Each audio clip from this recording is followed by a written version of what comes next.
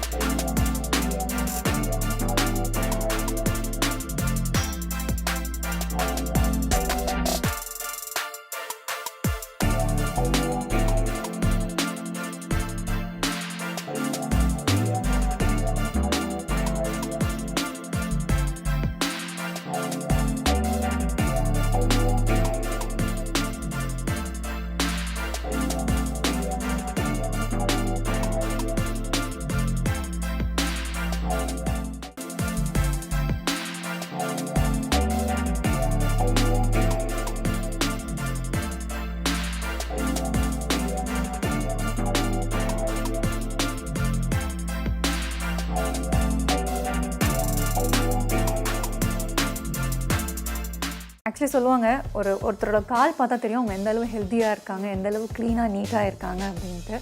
So எனக்கு என்னோடய காலை மெயின்டைன் பண்ணுறது ரொம்ப ரொம்ப பிடிக்கும். ஸோ அட்லீஸ்ட் எனக்கு டைம்